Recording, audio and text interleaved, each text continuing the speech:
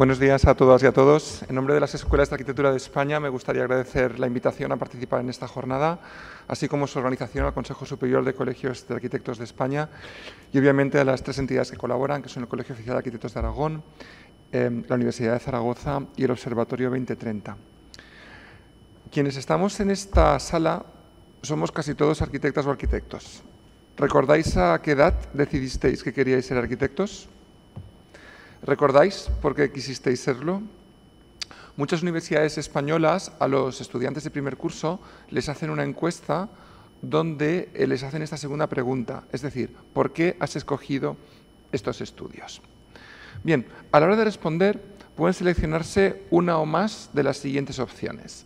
Me gustan las asignaturas, por tradición familiar, tengo amigos que la han escogido, por el prestigio social de los estudios, para poder ejercer una determinada profesión, ofrece muchas oportunidades laborales o bien permite acceder a trabajos bien remunerados. Bien, hay alguna opción más en esta encuesta que hacen las universidades.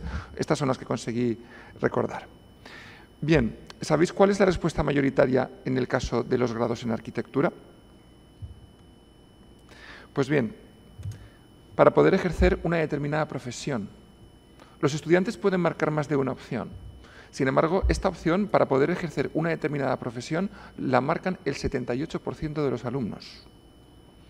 Y cada uno suele marcar una o dos opciones, no más. Es decir, es relativamente significativo. ¿Qué creen estas chicas y estos chicos de 18 años que es la profesión de arquitecta o de arquitecto? Quienes tienen parientes o amigos arquitectos suelen tener una idea más o menos certera de lo que es la profesión.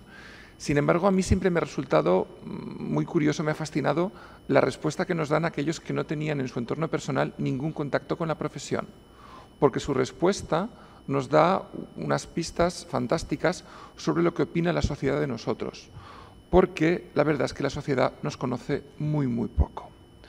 Cuando preguntamos en la calle qué hacen los arquitectos, o incluso uno de estos estudiantes que no tenía contacto previo con la profesión, la respuesta es tremendamente simple. Dice, son los que hacen las casas. Esta visión tan simpática, pero peligrosamente reduccionista de nuestras capacidades, es uno de los mayores riesgos que tenemos a la hora de afrontar nuestro futuro como colectivo. Sin embargo, y a pesar de que hay determinados periodos en los que algunos de nuestros trabajos o modos en los que estos se han gestado y evolucionado han causado mucho malestar en la sociedad, la sociedad, nos sigue teniendo en alta estima. Y ahí viene el segundo de los motivos de elección de los estudios. Ay, esto es atrás. Esto es para hablar un poco de las vocaciones.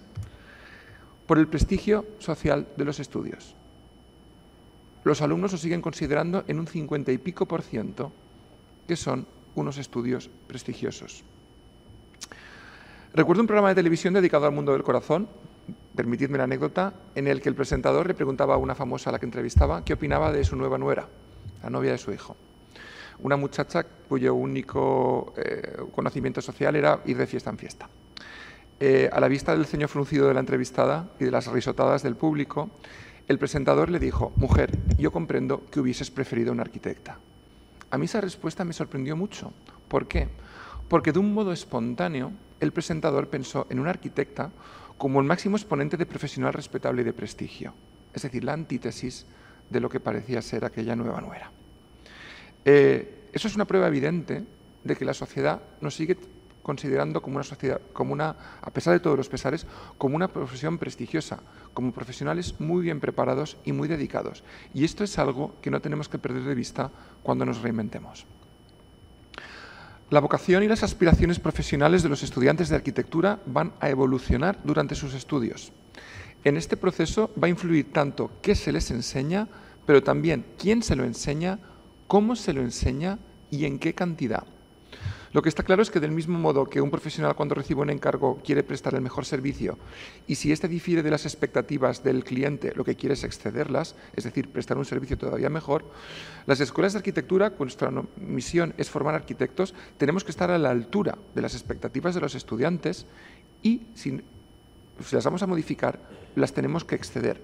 ¿Por qué? Porque lo que está claro es que les vamos a poder abrir los ojos a una infinidad de aspectos que nunca hubieran ambicionado. Y no los habían ambicionado sencillamente porque no los conocían. Esto hace nuestra responsabilidad todavía mayor. ¿Por qué? Porque pone de manifiesto que consciente o subconscientemente, además de conocimientos, muy importantes, Marta, importantísimos, y habilidades, para el ejercicio de la profesión de arquitecta o arquitecto, también les estamos transmitiendo aquello que individual o colectivamente consideramos como paradigma de éxito en el ejercicio de la profesión. Y esto es una herramienta, una circunstancia, algo que pasa en las escuelas, que es decisivo. ¿Qué paradigma de éxito del ejercicio de la profesión se transmite a los estudiantes? Lo reitero, es una responsabilidad muy grande, puesto que un enfoque equívoco puede ser la fuente de mucha frustración laboral posterior, de la cual seríamos responsables y habríamos, por tanto, prestado un servicio pésimo a nuestro cliente, que es el estudiante. Bien, ¿qué opinan los estudiantes de las escuelas de arquitectura españolas? ¿Qué opinan las escuelas de arquitectura españolas al respecto? ¿Cómo creen que han transmitido a sus estudiantes la diversidad de una profesión en constante evolución? Obviamente, si les vamos preguntando una a una a las distintas escuelas de arquitectura, todos nos van a transmitir una visión absolutamente buenista y edulcorada de lo que hacen y de su enfoque. Sin embargo, hay unos documentos que son una fuente de información absolutamente objetiva de cuáles han sido las prioridades de las escuelas en las distintas épocas de la historia reciente de nuestro país, y son sus planes de estudio. Son la traducción de qué se considera prioritario y qué no. En 1844 se funda la Escuela Técnica Superior de Arquitectura de Madrid y en 1875 la Escuela Técnica Superior de Arquitectura de Barcelona. Durante casi 100 años serán las dos únicas escuelas del país. Sus planes de estudios promovían una fuerte formación artística, matemática y humanística de sus tituladas y titulados, si bien estas primeras eran francamente reducidas en número. La dureza de los estudios derivaba en que solo un reducido grupo de estudiantes conseguía el título y, por ende, accedían a un mercado laboral con escasa competencia y con un gran prestigio social.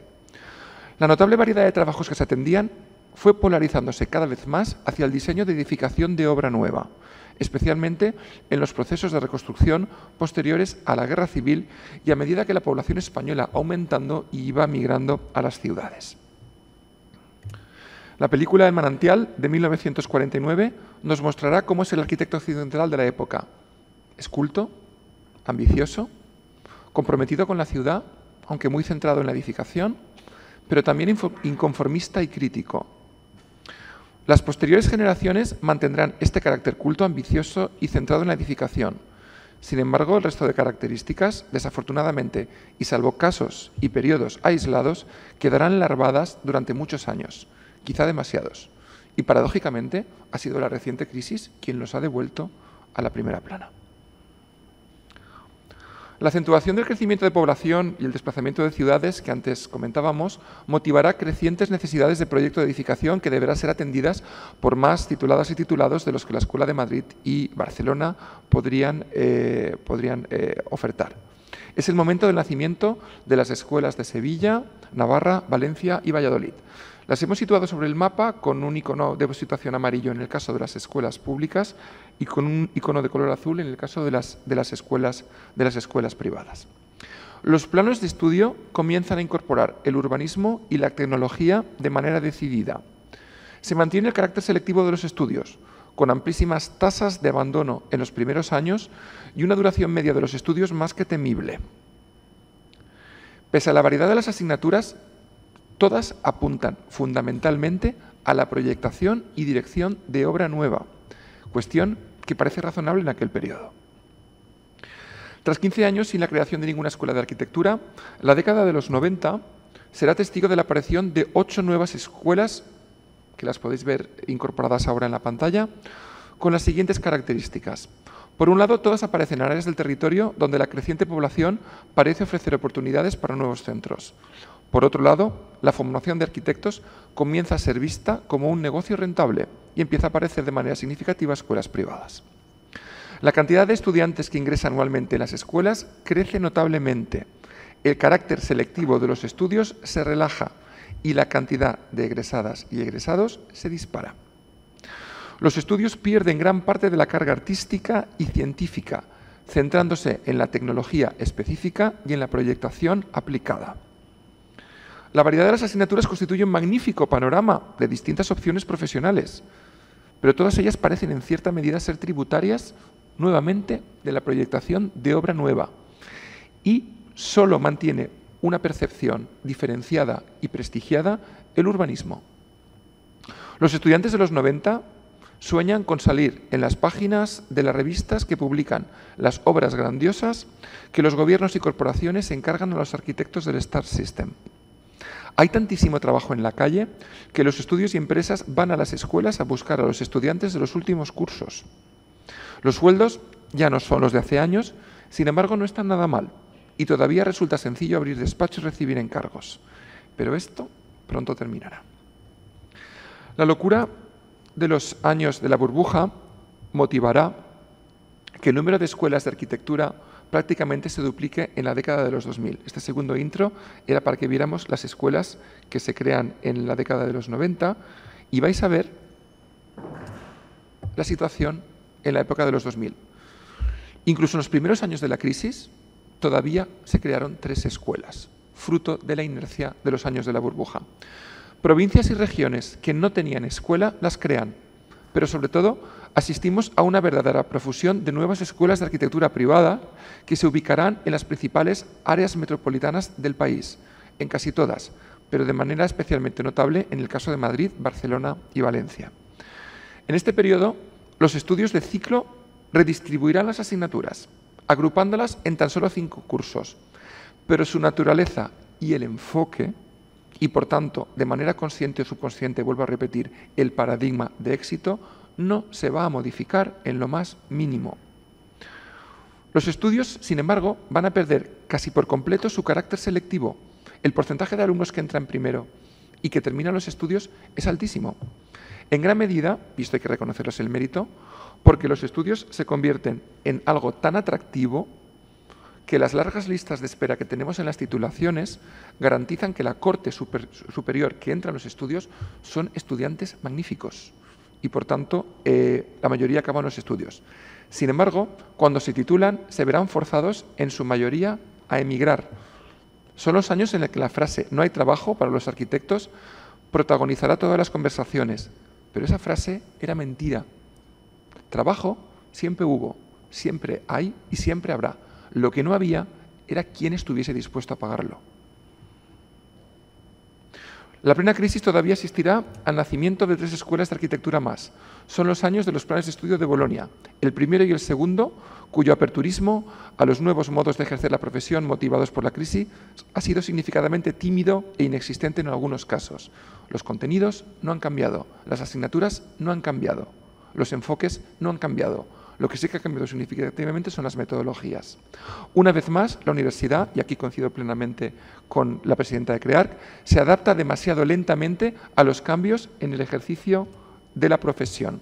No obstante, surgen iniciativas. En el mapa ahora han cambiado 2 escuelas a rojo, que es lo que pasa en los últimos años. 2 escuelas han llegado a desaparecer.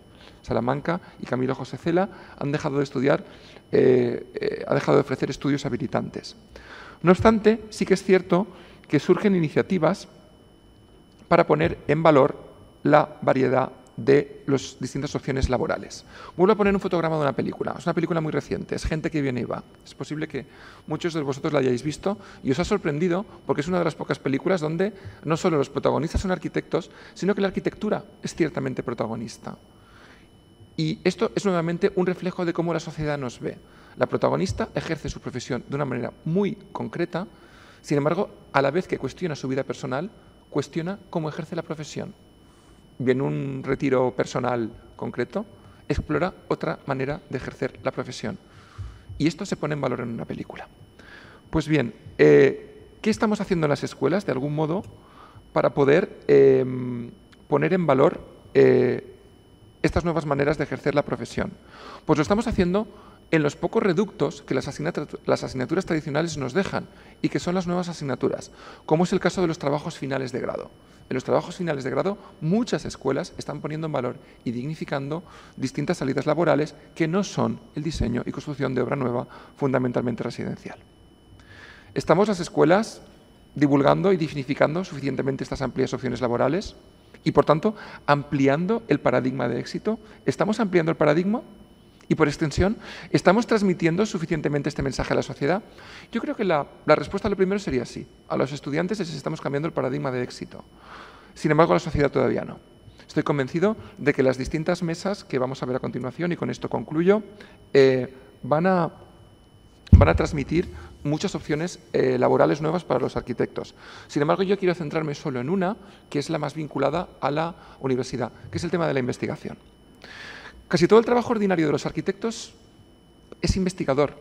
Nos enfrentamos a un problema complejo, tenemos que estudiar las condiciones y diseñamos una solución específica.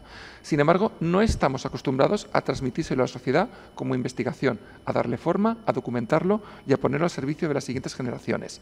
Hacemos mucha divulgación, pero poco acopio inteligente de la investigación.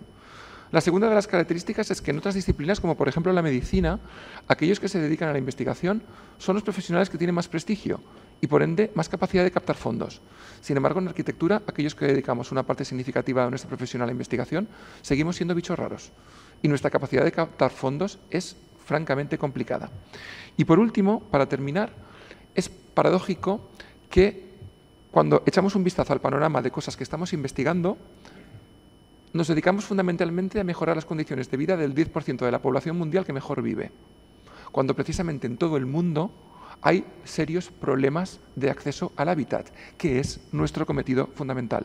La imagen que tenemos en la pantalla y con la que concluyo es un campo de refugiados en el Líbano a principios del siglo XX. Los de principios del siglo XXI están peor. Y los arquitectos del primer mundo seguimos pensando en otras cuestiones. Yo creo que tenemos un servicio a la sociedad y al planeta ahí pendiente. Con esto termino. Os agradezco la atención y quedo a disposición de la posterior rueda.